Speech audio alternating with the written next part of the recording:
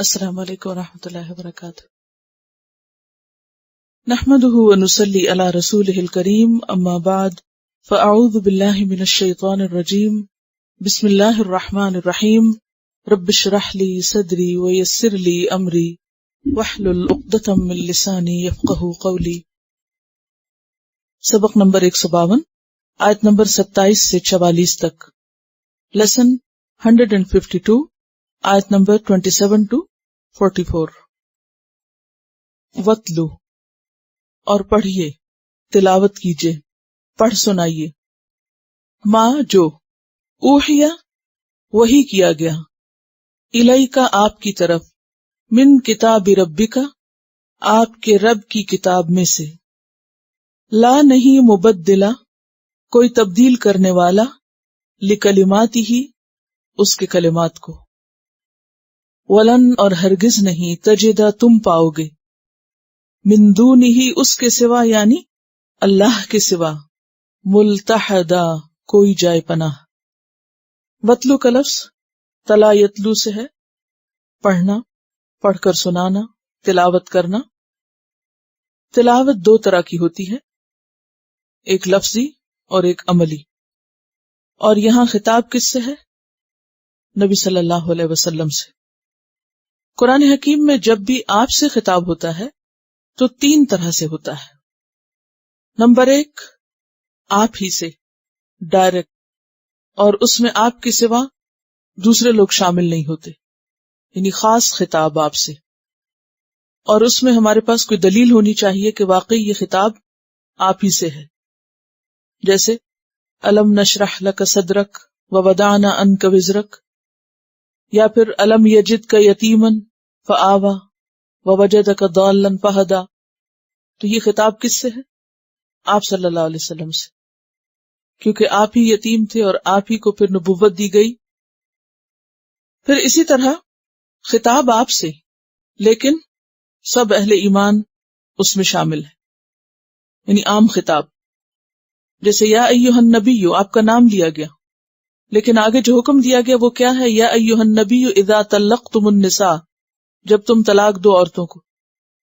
تو اس میں اب صرف یہ حکم آپ کے لیے نہیں بلکہ سب کے لیے، جو بھی اس کے تحت آتا ہو، یہ اس ضمن یا اس کیٹیگری میں آتا ہو.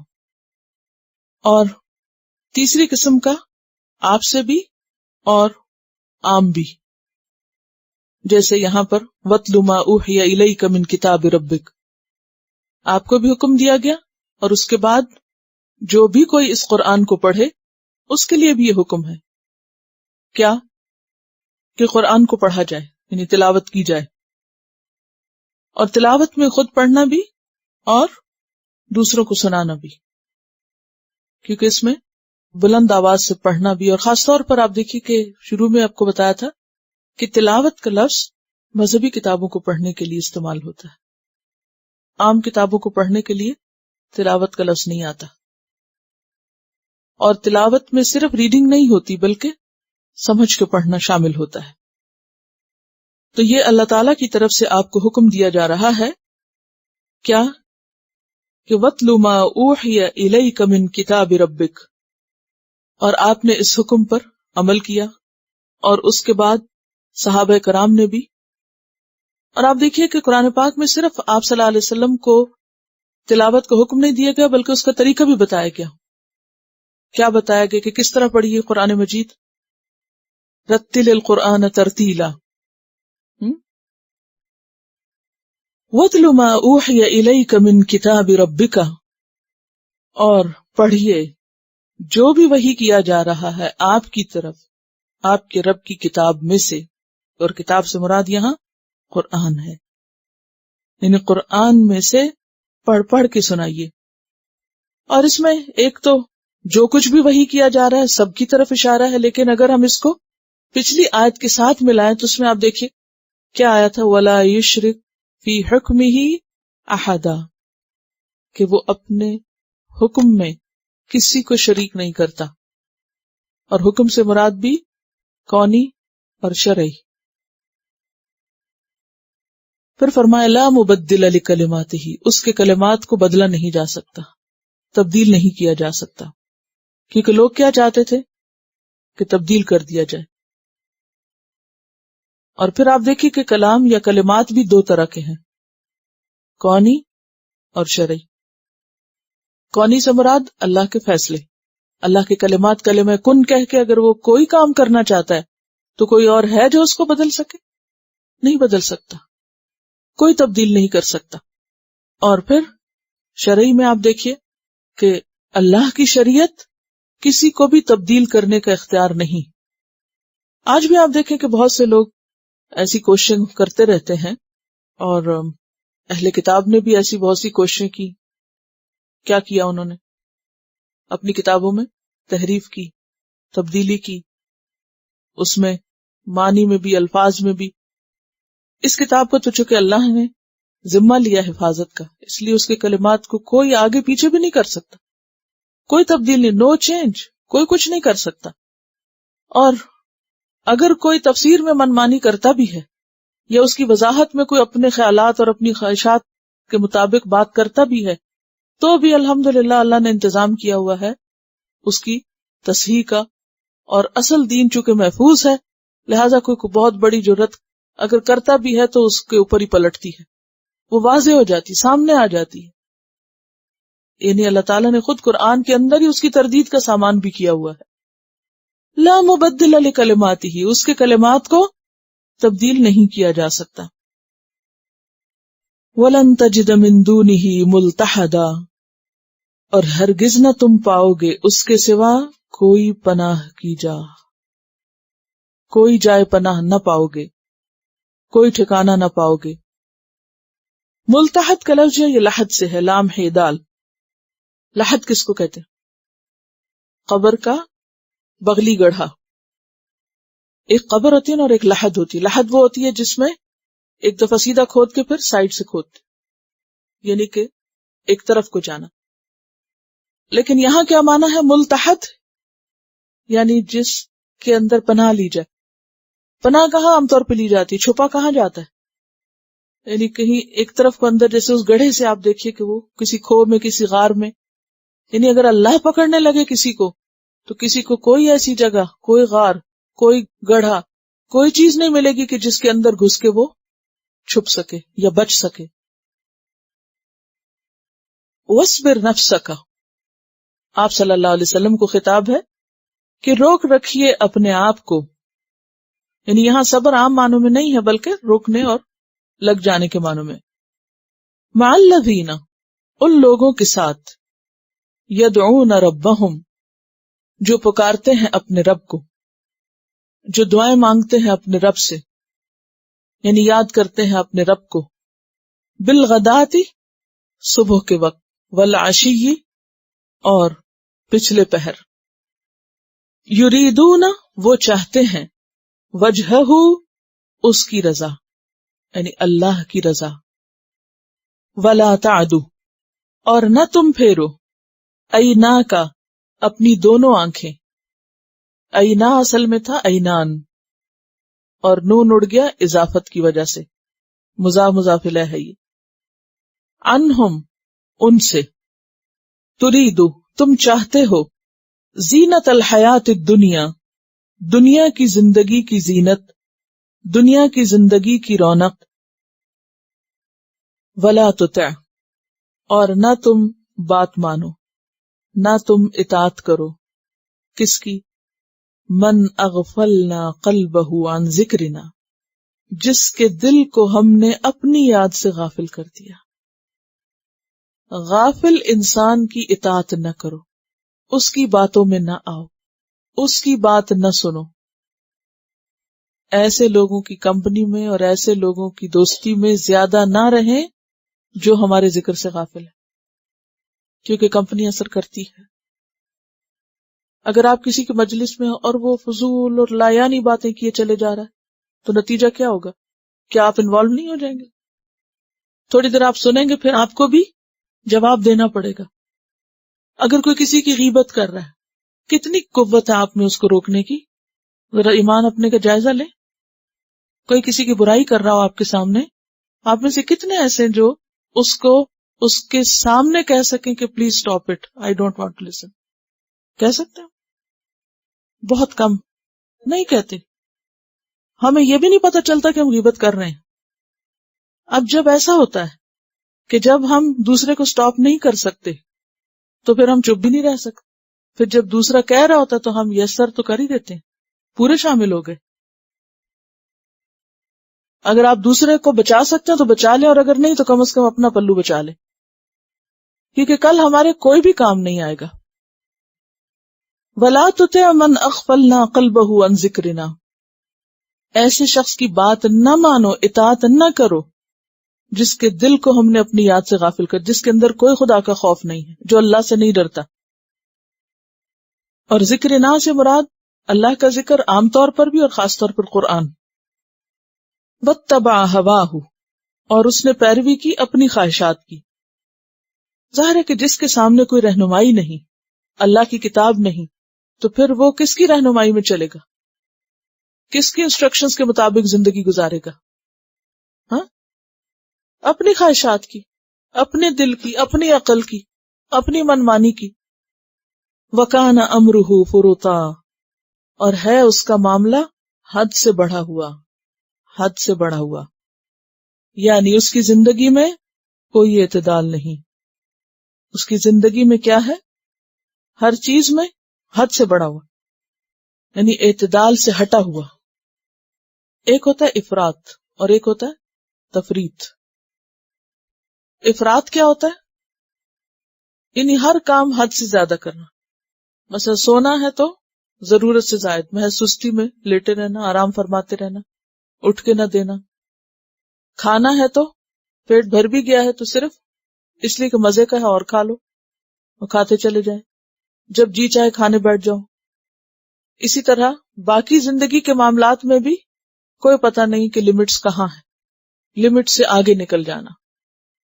وَكَانَ أَمْرُهُ فُرُطًا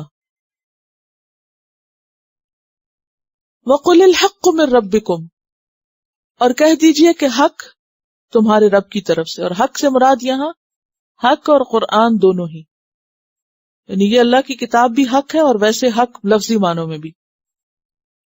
فَمَنْ شَاءَ فَلْيُؤْمِنْ, پس جو چاہے ایمان لے آئے. وَمَنْ شَاءَ فَلْيَكْفُرْ, جس کا دل چاہے انکار کر دے. بہت سخت قسم کی دھمکی ہے ایک طرح سے, کہ حق تو بالکل واضح ہے, اب تمہاری چوائس, چاہو تو مانو, چاہو تو انکار کرو. اور اگر انکار کیا تو پھر دیکھو انجام کیا ہوتا ہے. اِنَّا أَعْتَدْنَا لِلظَّالِمِينَ نَارًا, بے شک ہم نے تیار کی ہے ظالموں کے لیے ایک آگ. یہاں ظالموں سے مراد کون ہے؟ جو کفر اختیار کریں, جن کا یہ اوپر ذکر کیا گیا ہے. ایمان کے مقابل لفظ آ رہا ہے نا, اس لیے یہاں کفر اکبر مراد ہے. ہم نے تیار کی ہے ظالموں کے لیے ایک آگ, احاط بہم, گھیر رکھا ہوگا ان کو.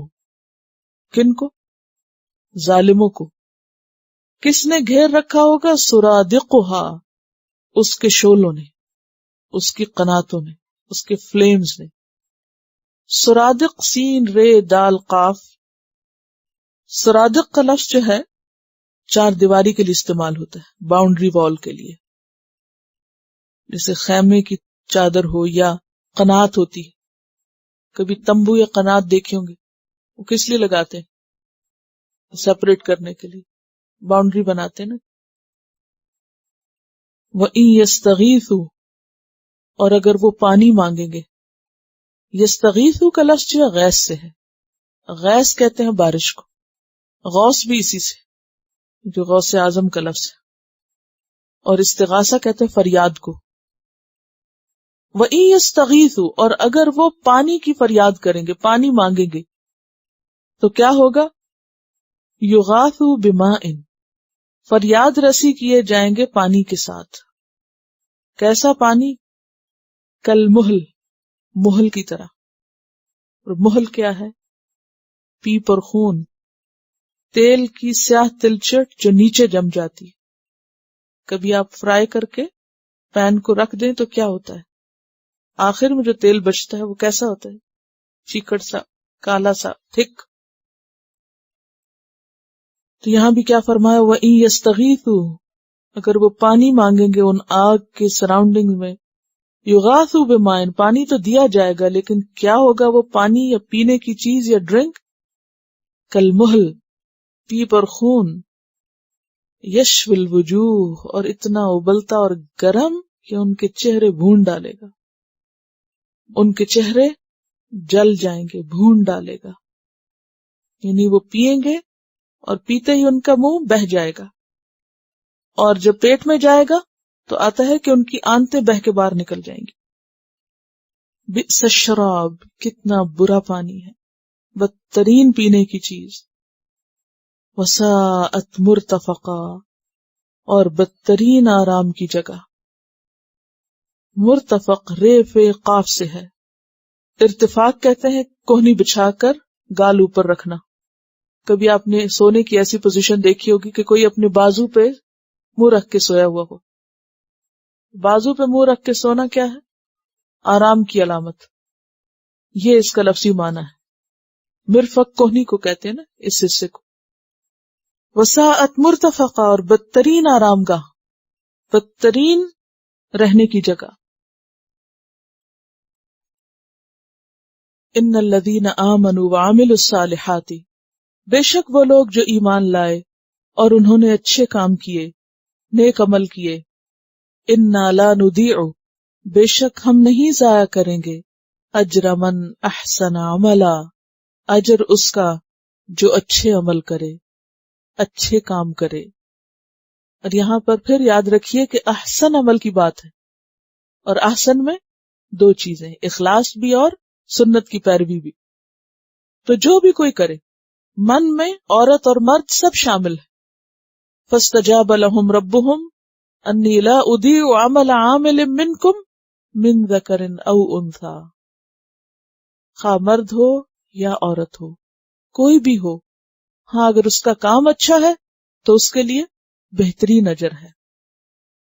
اولئک، یہی لوگ، لہم جنات عدن، ان کے لیے ہیں باغ عدن کے۔ جنات جنت کی جمع ہے، باغات، اور عدن جنت، عدن کے بارے میں پیچھے گفتگو گزر چکی ہے، جنت کا درمیانی حصہ اور جنت کا نام بھی ہے۔ اور یہاں پر ایک جنت نہیں، یعنی ایک باغ کے اندر بھی کئی باغ ہیں۔ تجری من تحتہم الانہار، جن کے نیچے نہریں بہتی ہوں گی۔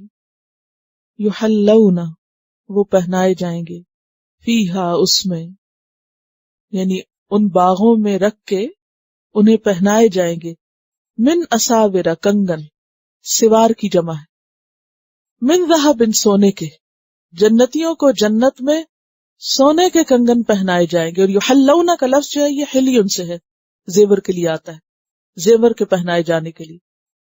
ویلبسون، اور وہ پہنیں گے، ثیابن، کپڑے، خضرن، سبز، من سندس، باریک ریشم کے، واستبرق، اور موٹے ریشم کے، متکئین، تکیہ لگائے ہوئے ہوں گے، فیہا، ان باغوں میں، علی الارائک، مسہریوں پر۔ ارائک اریکہ کی جمع ہے، وہ تخت یا سیج جو دلہن کے لیے تیار کی جاتی، یعنی ایسے بیڈ کو کہا جاتا ہے کہ جس کے اوپر چھت بھی ہو۔ ایک تو ہوتا ہے نا سمپل پلین بیڈ، اور آپ نے دیکھا ہوگا پاکستان میں خاص طور پر دلہن کے لیے جو بیڈ تیار کیے جاتے ہیں اس میں اوپر اس کے چھوٹی سی چھت بھی پھولوں وغیرہ کی بنائی جاتی ہے، اور آگے بھی اس کے پھول وغیرہ ہوتے ہیں، چاروں طرف سے ایک طرح سے کورڈ بھی ہوتی ہے، تو اس کو اریکہ کہتے ہیں، یعنی ایسا بستر کہ جس کی چھت بھی ہو اور جو چاروں طرف سے اس پہ پردہ بھی پڑا ہوا۔ مسہری یا سیج کے کانسیپٹ سے آپ اس کو سمجھ جائیں گے، کینوپی جیسے۔ متکئین فیہا علی الارائک، نعم الثواب، کتنا اچھا ثواب، کتنا اچھا بدلہ، بہترین بدلہ۔ وحسنت مرتفقا، کتنی اچھی آرام کی جگہ، بہترین قیام۔ وَاضْرِبْ لَهُمْ، اور بیان کیجئے ان کے لیے، کن کے لیے؟ اہل مکہ کے لیے۔ کیا بیان کیجئے؟ مثلاً، ایک مثال، کس چیز کی مثال؟ رجلینی، دو لوگوں کی۔ رجل کا تسنیہ ہے رجلین، جعلنا بنایا ہم نے لأحدہما ان دونوں میں سے ایک کے لیے جنتین دو باغ. جعلنا بنائے ہم نے لأحدہما ان دونوں میں سے ایک کے لیے. دونوں کون؟ رجلین. کیا بنائے؟ جنتین دو باغ بنائے. کس چیز کے؟ من اعناب انگوروں کے. عربوں کے ہاں سب سے بہترین باغ انگور کا باغ تھا. وحففناہما اور گھیر دیا ہم نے ان دونوں کو، یعنی سراؤنڈ کر دیا. فے سے حف کہتے ہیں کسی چیز کو دونوں طرف سے گھیرنا یا احاطہ کرنا. بنخل کھجوروں کے درخت سے، یعنی کھجوروں کے درخت کے ساتھ وہ انگوروں کا باغ چاروں طرف سے سراؤنڈڈ تھا. وجعلنا اور بنائی ہم نے بینہما ان کے درمیان، کس کے؟ دونوں باغوں کے، زرعا کھیتی. یعنی انگوروں کے باغ تھے جن کے چاروں طرف کھجوروں کے درخت تھے اور بیچ میں اور بھی کھیتیاں اگی ہوئی تھی. کیونکہ سال میں بعض اوقات ایک فصل اگر انگوروں کی آتی ہے تو باقی سال پھر جگہ خالی رہتی ہے، تو اس میں عموماً مختلف وقتی قسم کی سبزیاں یا اور چیزیں لگا دی جاتی ہیں. تو گویا وہ شخص اپنی زمین سے بھرپور فائدہ اٹھا رہا تھا. کبھی انگوروں کی بہار ہے اور کبھی کھجوریں لگی ہوئی ہیں اور کبھی اور کھیتیوں سے پھل نکل رہے ہیں. کلتا الجنتین دونوں باغات، جنتین بھی تثنیہ ہے جنت کی. کلتا ہر دو، دونوں. آتت لاتے، اکلہا اپنا پھل میوہ، ولم تظلم اور نہ کمی کرتے، منہ اس میں سے، شیئن کچھ بھی. یعنی دونوں باغ یا دونوں میں سے ہر ایک پورا پورا پھل لاتے اور کچھ بھی کمی نہ ہوتی، یعنی بھرپور فصل آتی. وفجرنا اور پھاڑا ہم نے خلالہما ان دونوں کے درمیان. خلال خلل کی جمع، دو کے درمیان کشادہ جگہ. نہرا ایک نہر، یعنی دونوں باغوں کے بیچوں بیچ نہر بھی جاری تھی. امیجنیشن میں کیا آ رہا ہے؟ انگوروں کی بیلیں، کھجوروں کے درخت اور سرسبز زمین دیگر کھیتیوں سے، اور پھر سارا سال اس میں سے نفع آتا رہے، اور پھر پانی بھی وافر مقدار میں ہو. کیونکہ بعض اوقات زمین بہت اچھی ہوتی ہے لیکن پانی نہیں ہوتا تو فصل نہیں اگتی. تو یہاں یہ ہے کہ پانی دور نہیں، باغوں کے اندر سے ہی گزر رہا ہے، جب چاہیں فائدہ اٹھائیں. وکان لہو اور تھا اس شخص کے لیے، ثمر مال و دولت یا پھل. اب ثمر جو ہے ثمرتن کی جمع ہے، اور ثمرہ کس کو کہتے ہیں؟ پیچھے پڑھ چکے ہیں آپ. کسی بھی چیز کا پھل یا نتیجہ یا خلاصہ یا جو بھی پیداوار اس میں سے نکلے. ثمرتن کی جمع ثمر، ثمر کی جمع ثمار، ثمار کی جمع ثمر. اب کون سا یاد کریں گے؟ اصل میں عربی میں جمع اور جمع الجم اور جمع الجم الجم ہوتا ہے، یعنی کہ جمع کی جمع کا جمع، بعض اوقات زیادہ بھی ہوتے ہیں. تو یہاں پر ثمرتن سے ثمر اور ثمر کی پھر جمع ثمار اور ثمار سے ثمر، یعنی اللہ نے کتنی چیزیں ہمارے لیے بنائی ہیں. تو اس سے مراد کیا لیا گیا کہ ایک تو یہ ہے کہ اس کی کھیتی کی پیداوار جو تھی وہ بھرپور قسم کی تھی اور خوب تھی، اور ایک اس سے مراد یہ کہ اس پیداوار کو بیچ کے اس نے خوب مال و دولت بنایا ہوا تھا. تو مال و دولت کا معنی بھی ہے اس میں. وکان لہو ثمر یعنی ہر قسم کا مال تھا اس کے پاس، مویشی، جانور اور پھر دیگر طرح طرح کی اشیاء. فقال لصاحبہ تو وہ اپنے ساتھی سے کہنے لگا. اب یہ جو اس کا ساتھی ہے یہ کوئی بھی ہو سکتا ہے، اس کا کوئی بچپن کا دوست، کوئی اس کے ساتھ کام کرنے والا، کوئی اس کا جان پہچان کا کوئی رشتہ دار، یعنی کوئی بھی جس کے ساتھ اس کی دوستی تھی یا تعلق تھا. کیونکہ یہاں دو لوگوں کا ذکر کیا جا رہا ہے، ایک کے پاس 2 باغ ہیں، دوسرے کے پاس کچھ نہیں، اور باغ بھی کیسے ہیں کہ جن سے ہر طرح کے فائدے ہی فائدے حاصل ہو رہے ہیں۔ فقال لصاحبہ، تو اس نے اپنے ساتھی سے کہا، وہو یحاورہ، اور وہ اس سے کنورس کر رہا تھا، گفتگو کر رہا تھا۔ یحاورہ کا لفظ حور سے ہے، محاورہ بھی اسی سے، محاورہ کس کو کہتے ہیں؟ باب مفاعلہ سے نہیں، ایک دوسرے سے بات کرنا، انٹریکٹ کرنے کے لیے آتا ہے۔ اور باتوں میں کیا کہنے لگا؟ انا اکثر منک مالا، میں تجھ سے زیادہ مالدار ہوں۔ اکثر دولت مندوں کا یہی حال ہوتا ہے کہ کسی نہ کسی طرح اپنی گفتگو میں اپنے مال کی کثرت کا ضرور اظہار کرتے ہیں، اور یہ کم ظرفی کی علامت ہوتا ہے کہ کسی پر فوقیت جتانا کس اعتبار سے؟ مال کا سہارا لے کے، یا مال کی وجہ سے کسی تکبر میں مبتلا ہونا، یا اپنی بڑائی کا شکار ہونا، یا خود کو بڑی چیز سمجھنا، اور پھر چلیں سمجھتے رہے اپنی ذات میں۔ زیادہ برا اس وقت ہوتا ہے جب انسان دوسرے کو یہ احساس دلائے کہ دیکھو تمہارے پاس کچھ نہیں اور میں تمہارے مقابلے میں بہت بڑا ہوں، میرے پاس بہت کچھ ہے۔ وَهُوَ يُحَاوِرُهُ أَنَا أَكْثَرُ مِنْكَ مَالًا وَأَعَزُّ نَفَرًا، اور زیادہ زور والا ہوں، زیادہ کثرت والا ہوں نفری کے اعتبار سے۔ نفر جو ہے عدد کے اعتبار سے زیادہ ہونے کے لیے آتا ہے، یعنی میرا خاندان بڑا ہے، میرے میل ملاقات والے زیادہ ہیں، خدم، حشم، اولاد، دوست، احباب، برادری، کنبہ، قبیلہ، ریلیشنز، بہت کچھ ہے میرے ساتھ۔ یہ 2 چیزیں جو ہیں، مال کی کثرت اور نفری کی کثرت، یہ انٹر لنکڈ ہے۔ ایک زیادہ ہو یعنی مال زیادہ ہو تو دوسرا بھی زیادہ ہو جاتا ہے۔ کیوں؟ صاحب کو سلام، یعنی جب مال زیادہ ہوتا ہے تو پھر دوستوں میں بھی اضافہ بہت ہو جاتا ہے، چاہنے والے بھی بہت ہو جاتے ہیں، اور جب وہ جاتا ہے تو چاہنے والے بھی چلے جاتے ہیں، کیونکہ وہ آپ کو تھوڑی چاہتے تھے، وہ مال کو چاہتے تھے۔ جب وہ نہیں رہا تو کچھ بھی نہیں رہا۔ اور مال کا جو دھوکہ ہے یا مالدار ہونے کا جو دھوکہ ہے، یہ جو خیال ہے، یہ انسان کو بہت سی غلط فہمی میں بعض اوقات مبتلا کر دیتا ہے، اور ان میں سے ایک غلط فہمی یہ کہ میں اللہ کا بڑا پیارا ہوں، اللہ کا بہت فضل ہے مجھ پر، خواہ وہ حلال سے ہو یا حرام سے۔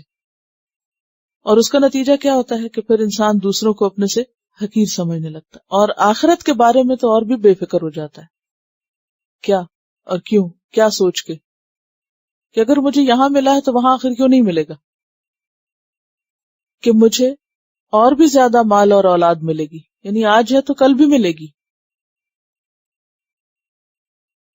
وَدَخَلَ جَنَّتَهُ، اور یہ باتیں کرتے کرتے وہ اپنے باغ میں داخل ہوا ساتھی کو لے کے۔ وَهُوَ ظَالِمٌ لِنَفْسِهِ، اور وہ اپنی جان پہ ظلم کرنے والا تھا۔ یہاں ظالم کس کو کہا جا رہا ہے؟ متکبر کو، جو مال کی وجہ سے غرور کا شکار ہو جائے اور شکر ادا کرنا بھول جائے۔ قال، کہنے لگا، ما اظن، نہیں میں سمجھتا، ان تبیدہ، کہ ہلاک ہو جائے گا، ہاذہ، یہ، ابدا، کبھی بھی، میں نہیں سمجھتا کہ یہ کبھی ہلاک ہو سکتا ہے، ختم ہو سکتا ہے۔ تبیدہ کا لفظ جو ہے یہ بعد یبید سے ہے۔ بیدا کہتے ہیں جنگل صحرا کو، بیابان کو۔ جب کوئی چیز بیابان میں، صحرا میں ضائع ہو جاتی ہے، پراگندہ اور بکھر جاتی ہے، تو کیا ہوتا ہے؟ مکمل تباہی ہو جاتی۔ اس سے پھر اباد یبید عبادت تباہی کے لیے استعمال ہونے لگا۔ قال ما اظن ان تبید هذه ابدا، میں نہیں سمجھتا کہ یہ سب کبھی ختم بھی ہوگا۔ وما اظن الساعة قائمة، اور نہیں میں سمجھتا کہ قیامت قائم ہونے والی، میں نہیں سمجھتا کہ کوئی دوسری دنیا بھی ہے اور پھر مرنے کے بعد جی اٹھنا بھی ہے۔ وَلَئِن رُدِدتُّ إِلَىٰ رَبِّي، اور البتہ اگر میں لوٹایا گیا اپنے رب کی طرف، یعنی آخرت میں، لَأَجِدَنَّ خَيْرًا مِّنْهَا مُنْقَلَبًا، البتہ میں ضرور پاؤں گا اس سے بھی بہتر لوٹنے کی جگہ۔ منقلب جو ہے یہ اسم ظرف مکان ہے کہ اول تو یہ کہ قیامت آنی ہی نہیں، اور اگر آئی تو پھر مجھے کوئی فکر نہیں، کیونکہ اگر مجھے یہاں ملا تو وہاں کیوں نہیں ملے گا، مجھے اس سے بھی بہتر جگہ مل جائے گی۔ لیکن اللہ تعالیٰ اس کے بارے میں کیا کہتے کہ یہ جو کچھ دنیا میں تمہارے پاس ہے یہ تمہیں ہمارے سے قریب نہیں کر سکتا، اس کی وجہ سے کوئی اللہ پہ اپنا زور نہیں رکھتا۔ قال له صاحبہ، اس کا ساتھی اس سے کہنے لگا، وہو یحاورہ، اور وہ اس سے بات کر رہا تھا۔ کون سا ساتھی؟ جس کے پاس نہ باغ تھے نہ مال تھا، اور وہ اب اس کی بات کا جواب دے رہا ہے، یحاورہ، اکفرت بالذی خلقک من تراب، کیا تم کفر کرتے ہو اس ہستی سے جس نے تجھے مٹی سے پیدا کیا؟ آدم علیہ السلام کی طرف اشارہ ہے جن کو اللہ تعالیٰ نے مٹی سے بنایا تھا۔ ثم من نطفۃ، پھر نطفے سے، کہ اس کے بعد ان کی نسل نطفے سے چلی۔ ثم سواک، پھر اس نے برابر کیا تجھ کو، یعنی پورا پورا بنا دیا تجھ کو، ہموار بنایا تجھ کو، رجلا، ایک مرد کی شکل میں۔ تم اس رب کا انکار کرتے ہو، اس کی ناشکری کرتے ہو جس نے تجھے بہترین شکل و صورت پہ پیدا کیا۔ تو جس نے تجھے یہ سب کچھ دیا تو اسی کا ناشکرا بن رہا ہے، کیونکہ انسان کو یہ حق نہیں کہ جس نے اسے بنایا اور جس نے اسے سب کچھ دیا وہ اسی کا انکار کر دے۔ تو بات یہ ہے کہ انسان کا مٹی سے پیدا ہونا ایسے ہی ہے جیسے ہر روز ہم زمین پہ سبزہ اگتے اور پودے پیدا ہوتے اپنی آنکھوں سے دیکھتے ہیں۔ لیکن هو اللہ ربی، لیکن میں تو یہ کہتا ہوں کہ وہ اللہ میرا رب ہے۔ ولا اشرک بربی احدا، اور میں اپنے رب کے ساتھ کسی کو بھی شریک نہیں کرتا۔ پھر یہ وہی نیک شخص اس کو دوبارہ سمجھا رہا ہے، وَلَوْلَا إِذْ دَخَلْتَ جَنَّتَكَ، اور کیوں نہ جب تم داخل ہوئے اپنے باغ میں، قلتا، تم نے کہا، ماشاء اللہ، جو اللہ چاہے، ماشاء اللہ۔ اپنے باغ میں داخل ہوتے وقت تم نے ماشاء اللہ کیوں نہیں کہا؟ لا قوت الا باللہ، نہیں کوئی قوت مگر ساتھ اللہ کے۔ تو اس سے کیا پتہ چلتا ہے کہ جب ہمیں کوئی نعمت ملے اور ہمارا دل خوش ہو اس نعمت کو دیکھ کر تو ہمیں کیا پڑھنا چاہیے؟ ماشاء اللہ، لا قوت الا باللہ۔ اس موقع پر بھی فوراً اللہ کو یاد کرنا چاہیے کہ یہ میری قوت سے نہیں ہوا، یہ میرے کرنے سے نہیں ہوا، یہ دراصل اللہ ہی کی قوت اور اسی کی طاقت ہے۔ اور جو شخص نعمت کو دیکھ کر ماشاء اللہ پڑھ لیتا ہے وہ بھی ایک طرح سے شکر گزار ہوتا ہے اور اس کی نعمت محفوظ ہو جاتی ہے۔ ان ترانی، اگر تم مجھ کو دیکھتے ہو، انا اقل منک مالا و ولدا، کہ میں تم سے مال اور اولاد میں کم ہوں، کہ میرے پاس نعمتیں اتنی نہیں جتنی تمہارے پاس ہے، فَأَسَىٰ، تو امید ہے، کس بات کی امید ہے؟ یہ توقع ہے، ربی، کہ میرا رب، ان یؤتینی، دے مجھ کو، عطا کرے مجھے، خیرم من جنتک، بہتر تیری جنت سے، دنیا میں بھی اور آخرت میں بھی۔ یعنی آج تم اگر اترا رہے ہو، اکڑ رہے ہو اور اپنے آپ کو بڑی چیز سمجھتے ہو، یہ مال پا کے، دولت پا کے، تو یہ بھی ہو سکتا ہے، اس دنیا میں سب ممکن ہے کہ اللہ مجھے تم سے بہتر نعمت عطا کرے۔ وَيُرْسِلَ عَلَيْهَا، اور بھیجے اس پر، کس پر؟ تمہارے اس باغ پر، تمہاری ناشکری کی وجہ سے، حسبانن، کوئی آفت۔ حسبان کا لفظ حساب سے ہے، ہے سین بے، اس کا روٹ ہے، یعنی حساب کے مطابق سزا، تمہاری ناشکری کے مطابق سزا۔ اور اس کا ترجمہ بجلیاں بھی کیا گیا، آسمانی آفت، یعنی تمہاری اس جنت پر آسمان سے کوئی آفت آ گرے، بجلی گرے اور اس کو جلا دے، من السماء، آسمان سے، فتصبح، تو وہ ہو جائے، کون؟ باغ، کیا؟ سعیدن، میدان، مٹی، زمین، خاک، زلقا، صاف۔ ذیلام قاف، زلقہ کا مطلب ہوتا ہے قدم کا پھسلنا، یعنی یہ باغ جو انتہائی زرخیز ہے، اس پہ کوئی ایسی آفت آ پڑے کہ جو اسے پتھر بنا دے، کیونکہ پتھر سے پاؤں پھسلتا ہے نا، تو زلق ایسی زمین کو کہتے ہیں جس پہ پاؤں رکھے اور پاؤں پھسل جائے، یہ چکنا پتھر۔ چکنا پتھر دیکھنے میں تو خوبصورت لگتا ہے لیکن اس میں سے اگتا کچھ نہیں۔ تو تم جو اتنا اکڑ رہے ہو تو یہ بھی ہو سکتا ہے کہ اللہ مجھے سب کچھ دے دے اور تمہارا یہ سب چلا جائے، آسمان سے کوئی آفت آ کے، اور زمین بھی ایسی ہو جائے کہ پھر کچھ بھی نہ اگے، یا یہ کہ دلدل بن جائے، پانی کی سطح اتنی اوپر ہو جاتی ہے کہ وہ کلر ہو جاتا ہے، یا یہ کہ پھر وہ دلدل بن جاتی ہے اور وہ کبھی بھی خشک نہیں ہوتی جگہ، آپ اس میں پاؤں رکھیں اور گئے اندر، تو اس کو زلق کہتے ہیں۔ او یصبح ماؤها غورا، یا ہو جائے اس کا پانی زمین کے اندر، غور کہتے ہیں زمین کے اندر پانی کا گھسنا، یعنی بالکل ڈرائی لینڈ ہو جائے، یا یہ کہ پانی میں ڈوب جائے، یا یہ کہ ڈرائی ہو جائے، دونوں ایکسٹریمز پہ جا سکتی ہے۔ فلن تستطیع لہ طلبا، تو ہرگز نہ تم استطاعت رکھتے ہوگے اس کو طلب کرنے پر، یعنی طلب کرنے پر بھی زمین واپس نہ لا سکو کہ اس پہ کچھ اگا سکو۔ اب آپ دیکھیے کہ باقی چیزیں تو ایسی ہوتی ہیں نا کہ دو چیزیں اس میں انوالوڈ ہیں، ایک تو یہ کہ آفت گرے تو سب درخت جل جائیں، چلیے اگر کسی کے ساتھ ایسا ہوا کہ اس کی زمین پہ کوئی بجلی گری یا کچھ تو فصل جل گیا، نہیں ہاتھ کچھ ہے، چلو بھئی اگلے سال پھر اگا لیں۔ تو دوسری یہ بھی ہو سکتی ہے آفت کہ یہ جو تمہاری نہر بہ رہی ہے یہ خشک ہو جائے، یا یہ کہ یہ زمین بنجر پتھر ہو جائے، یا یہ کہ یہ پانی میں بہ جائے اور دلدل بن جائے اور تم زمین کو واپس لانے پہ قادر ہی نہ ہو۔ اور ہوا پھر وہی جو اس نے کہا، وَأُحِيطَ بِثَمَرِهِ، اور وہ گھیرا گیا اپنے ثمر کے ساتھ، یعنی باغ کا سارا پھل مارا گیا۔ فَأَصْبَحَ، تو ہو گیا کون؟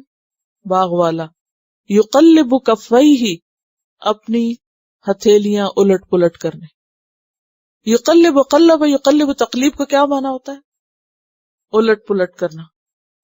اور کف کہتے ہیں ہتھیلی کو، اور کفین کہتے ہیں دو ہتھیلیاں، اور کفئی ہی مضاف مضاف الیہ ہے، اور نون اڑ گیا ہے اضافت کا مضاف ہونے کی وجہ سے، تسنیہ کا نون اڑ گیا ہے اضافت کی وجہ سے۔ تو کفئی ہی یعنی اپنے دونوں ہاتھ جو تھے وہ ملے۔ تو یہ ہاتھوں کو ملنا جو ہے یہ میرے خیال ہے ہر کلچر کے اندر ہاتھ ملنا حسرت اور افسوس کی علامت ہے۔ کفے افسوس ملتا رہ گیا، اردو میں محاورہ استعمال ہوتا ہے نا، کفے افسوس ملنا، یعنی انسان اور کچھ نہیں بس چلتا تو وہ اپنے ہی ہاتھوں کو ہاتھوں پہ رگڑنا شروع کر دیتا ہے، بے چینی اور اضطراب کی حالت۔ الا ما انفق فیہا، اس پر جو اس نے اس میں خرچ کیا تھا، یعنی اس باغ پر جو انویسٹمنٹ کی تھی، جتنا بیج ڈالا تھا، جتنے مزدور لگائے تھے، جتنا وقت لگایا تھا، جتنی محنت لگائی تھی اور جتنی قربانی کی تھی، وہ ساری کی ساری ضائع ہو گئی۔ تو اس نے جو اس میں لگایا تھا اس پہ وہ حسرتیں ہی کرتا رہ گیا۔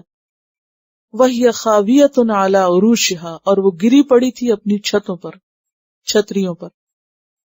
عروش عرش سے ہے، عرش کس کو کہتے ہیں؟ عرش چھت کے لیے استعمال ہو، تو یہاں مراد ہے بیل کو اوپر چڑھانے کے لیے جو چھتری بنائی جاتی ہے نا، وہ اس کی طرف۔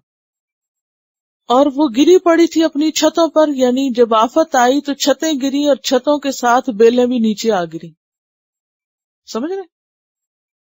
یعنی جب چھت گرے تو جو کچھ چھت کے اوپر ہے وہ بھی کہاں جاتا ہے؟ وہ بھی نیچے آ جاتا ہے۔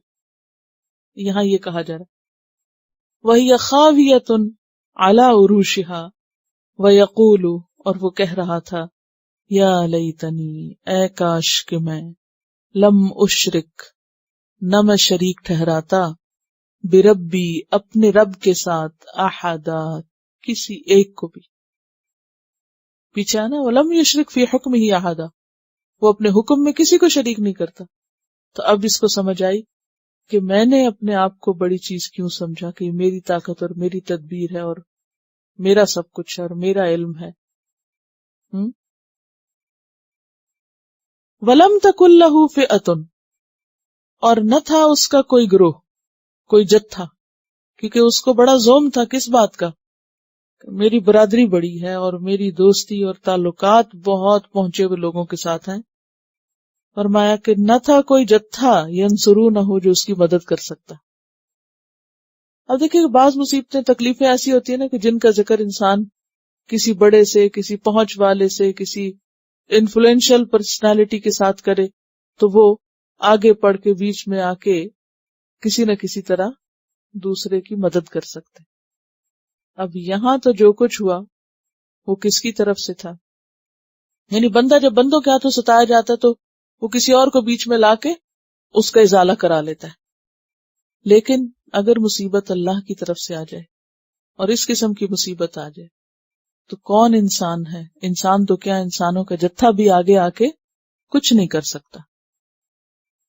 وَلَمْ تَكُنْ لَهُ فِئَةٌ يَنْصُرُونَهُ مِنْ دُونِ اللَّهِ. اب سب بھول گیا، انا اکثر من کا مالم و ولدا، مال بھی گیا اور جتھا ہوتے ہوئے بھی، گروپ اور جماعت ہوتے ہوئے بھی، ڈھیروں ڈھیر دوست ہوتے ہوئے بھی کوئی کام نہ آیا، کوئی آگے نہ بڑھا مدد کو.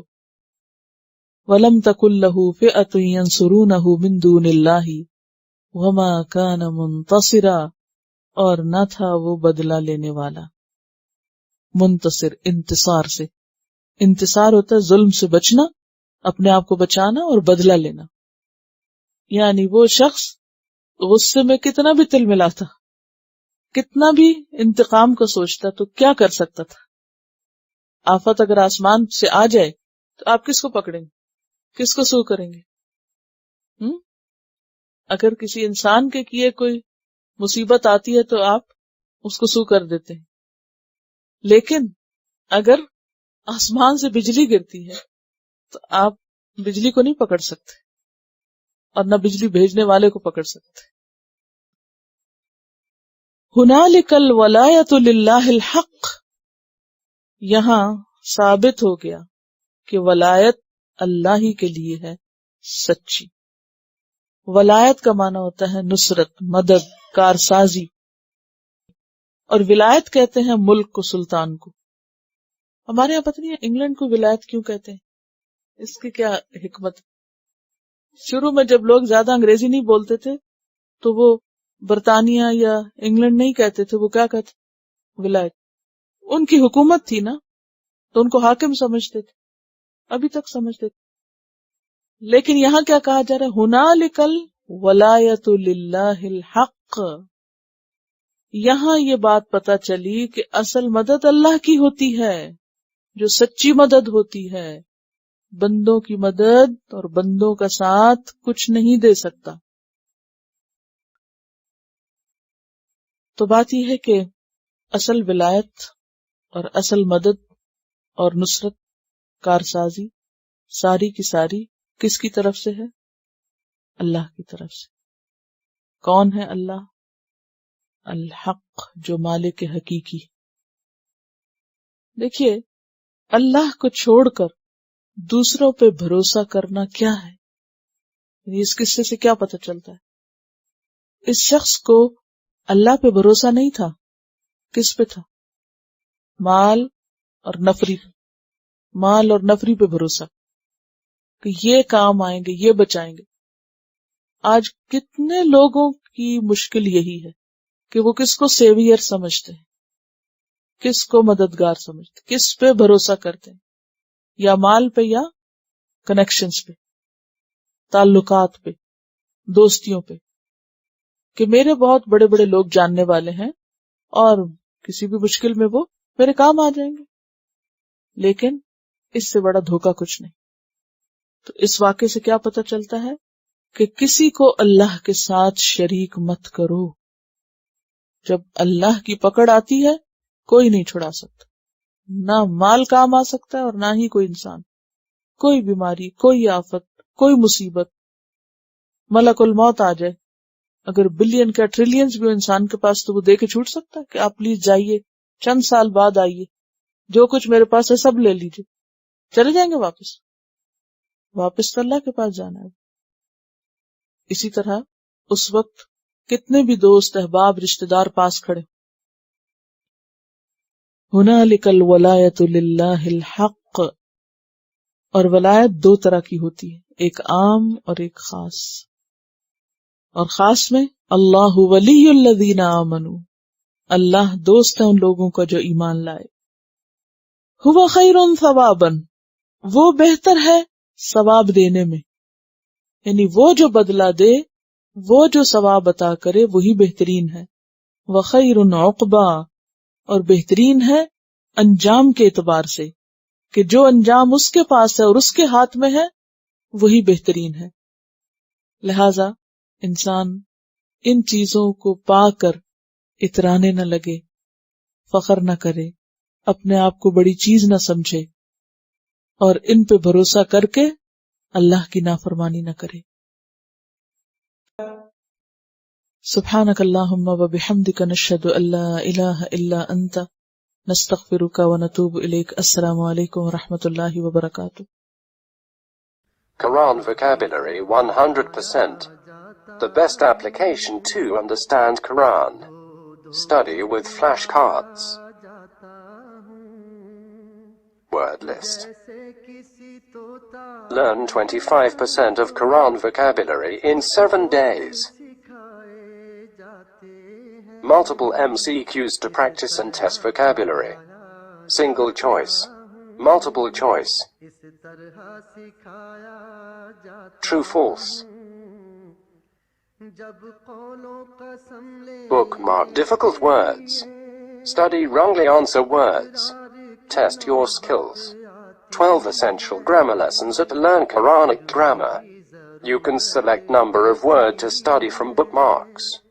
Select number of times wrongly answered words for study. Test your skills with multiple choice flashcard, true, false, matching words and single choice MCQs. Grammar lessons are available in PDF format. Native Quranic and Urdu fonts. Available at Google Play and Apple App Stores. Download it today to contribute in the Islamic Apps Development Project. Quran vocabulary 100% in Urdu. Visit smartappsweb.com.